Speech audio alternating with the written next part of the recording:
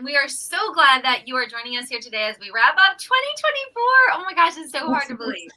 Yes. Crazy.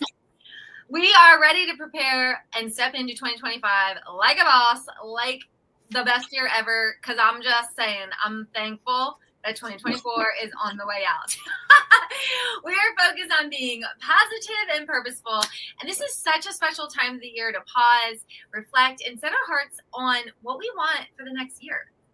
Yeah, so I want to share with you guys just a couple simple but powerful ways you can do that, whether it's through gratitude or some goal setting, or just taking a moment to align yourself with remembering what's truly important to you. Yeah, tonight I'm going to guide you through 5 steps to reflect on your year and refine your vision for 2025. And Stephanie is going to show you how gratitude can refresh your heart and inspire you to shine like the bright light that you are, that Jesus made you to be. All right, here we go.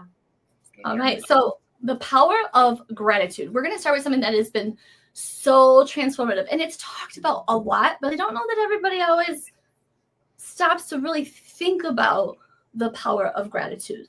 And gratitude is just as easy as listing off 3 things that you're grateful for. And no, it's not crazy to say, I'm grateful that I woke up today. Sometimes we have to dig deep and figure out something we're grateful for.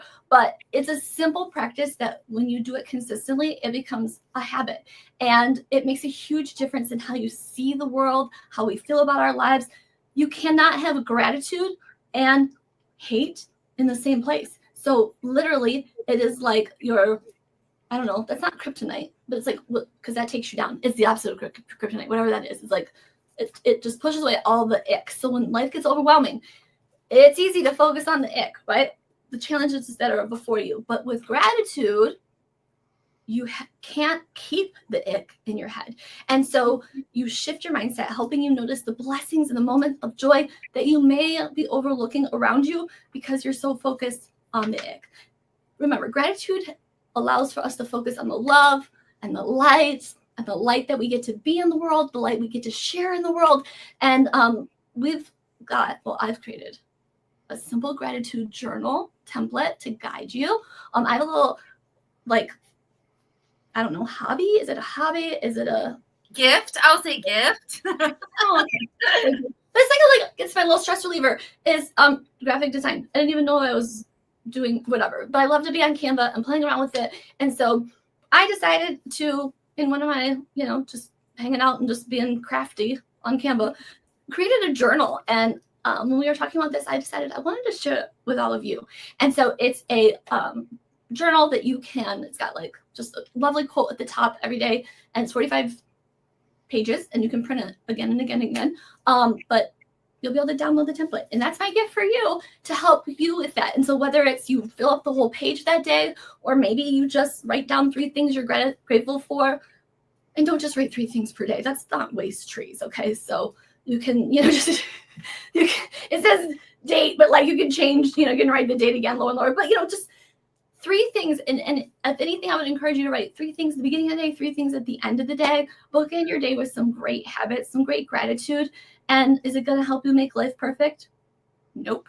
But it's definitely going to shift you, and it's definitely going to help you build some much more positive habits than maybe not doing it has been doing for you. So that's that. For sure. You're so right, Steph. I feel like gratitude is truly a great way to anchor ourselves and focus on the things that we love so that we can set the tone of our day and even close the day. I love that you incorporate the idea of doing it morning and night, because in the morning, I know sometimes I find when I talk about being grateful, when I first started, okay, there are days when I'd be like, I'm thankful for this coffee. It can be small things, but love is in the small things too. So there's nothing wrong with starting with the small things. And some days you might say, I am thankful no one's near me right now.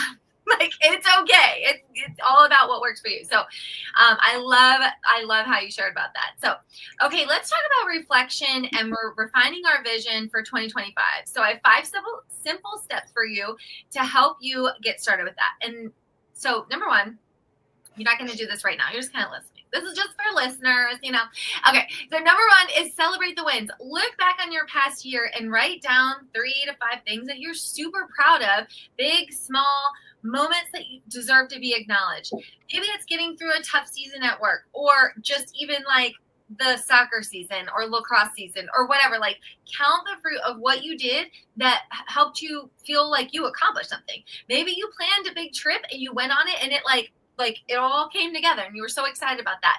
Why is this so important? Because acknowledging the successes that you have in life are going to build your confidence to take on more in the future. And hello, gratitude. We just talked about that. So definitely counting the fruit. And I will say this, John Maxwell shares how at the end of every year, he goes through and he looks at his calendar and he looks at all the events that he did and all the things, and he just examines it. And it's really interesting to think about that. I don't actually do it like that, but I thought that's a really good tip to share, because sometimes we forget, right? Like, especially December this year, like what was I doing in January of last year? Well, I don't know.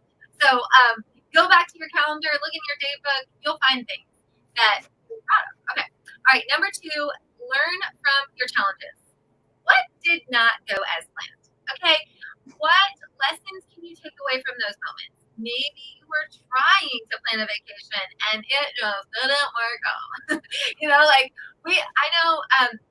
know stuff. I'm going to share this. I hope this isn't intrusive. But Stephanie's family planned to go to Florida in November. And then with the hurricane, it didn't happen. And so they had to pivot. And now they're going somewhere else, which is so fun and exciting. But it didn't go as planned. And so, I don't know if there's a lesson to learn in that, but maybe a lesson of like, have a preference over an expectation. I don't know.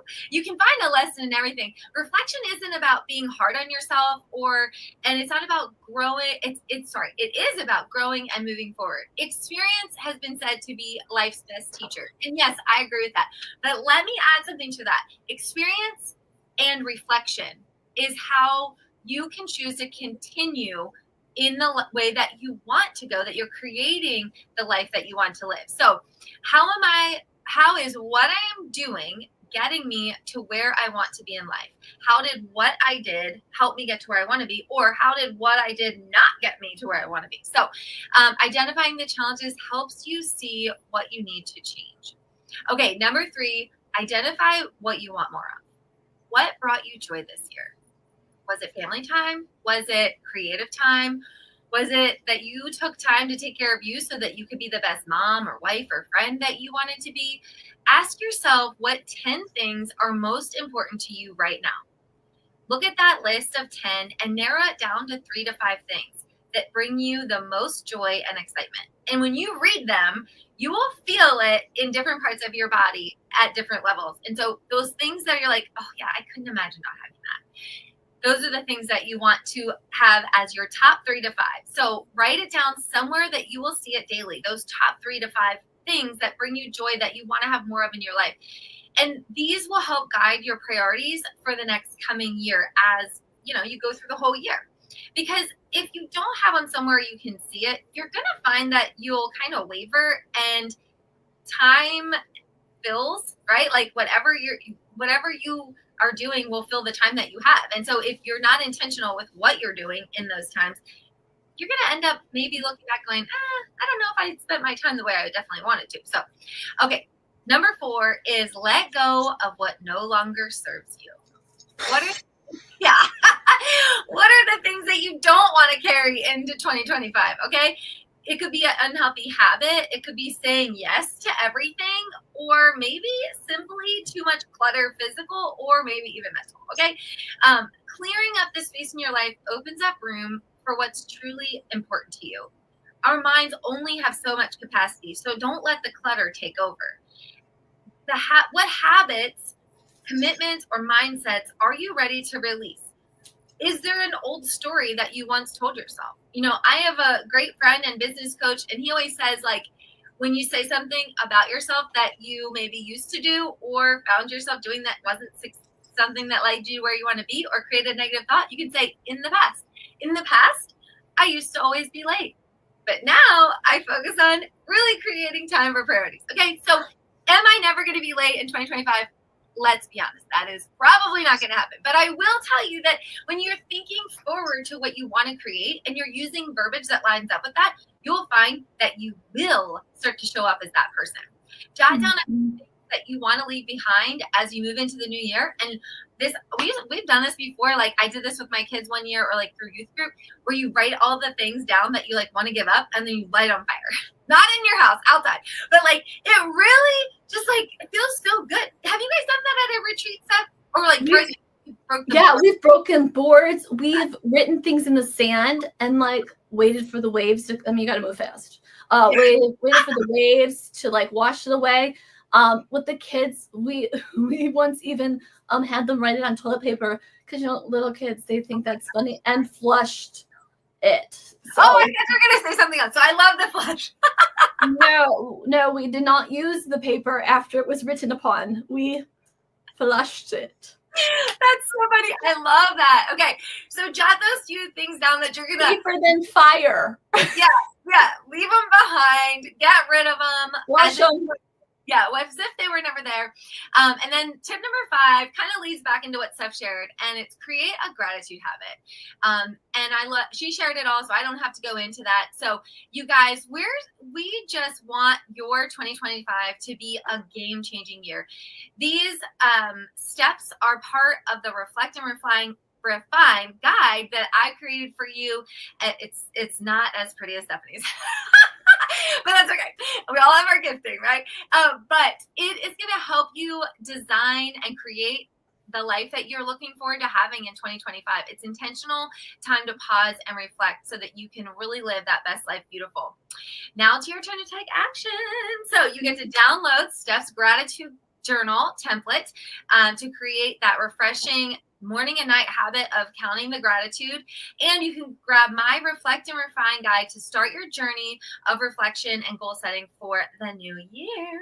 Yes, you guys. And not to toot my own horn because it seems really weird to say, but like this journal could for someday in the near future be found on Etsy with a price point on it. Okay, so this is a gift to you, and I'm just going to ask, don't make a bunch of copies of it, whatever. I've just been encouraged by a lot of wonderful women in my life to maybe share my talent, which is my stress reliever, to the rest of the world. So anyway, just know that that's going to be there for you as a gift right now. Grab it while you can before you might have to pay for it. Also, Montana, I wanted to touch base really quick. If anybody's looking for like a great book to read, something when you were talking about your friend Kevin, I know Kevin. That's how I know it's Kevin. Like I could just be like all like weird and make this take longer to talk about. But here's the thing: that reminds me of James Clear's book Atomic Habits. And one of the things that really stuck out to me in my mind from that book, like you were talking about, is like how you reframe things. And he said you can always tell. So if you guys haven't read this book, if you really want to change some habits in your life or whatever, grab this book. This is totally not what we're supposed to talk about, but I'm just going to throw it out there. And he says you can always tell when someone's going to become a smoker again, because he said if you say to someone who was a smoker, hey, do you want a cigarette? And they say, oh, no, thank you. I don't smoke anymore. They're more likely to become a smoker again because they still identify as a smoker. It's just not anymore. Versus if you offer someone who was a smoker a cigarette, they say, oh, no, thank you. I don't smoke. Yeah. It's just those small little nuances that, like, to this day, I read that book like 3 years ago. And even though I'm not smoking, that blows my mind, because we do hear people, that's a common thing that not the young, I don't know. We hear people say that, and you never think anything of it, but man, oh man, the power of those words. So don't forget to download both guides, my guide and Montana's guide, and do not judge either guide. Okay. So, well, you can say the Stephanie's is prettier, because I really think it's prettier. Either way, you're gonna get entered to win a special self-care bundle featuring our satin lip set. Anybody would notice those lips feeling dry? Okay, so you're gonna be entered to win that. And we're going to end 2024 with gratitude in our hearts and a clear vision for 2025. Remember, we are called to be the light of the world, and this world needs your light. Yes, and we would love, again, I feel like a broken record, but again, we would love to hear how what we share in these tools impact you. So let us know in the comments. Let us know your thoughts in the comments. Let us know if you have questions in the comments. I'm so grateful that Mary Kay has been such a huge part of, believe it or not, being a part of this company is a huge part of all of these things that we're talking about, because when you surround yourself with people who have a growth mindset, you end up having a growth mindset. And it's so cool to have friends like Montana, where we are focused on the bigger picture and also growing together. Yes. All right. Here's to a beautiful new year, to all the wonderful friends that we have gained through 2024 and the ones we'll have in 2025. And we will see you next year.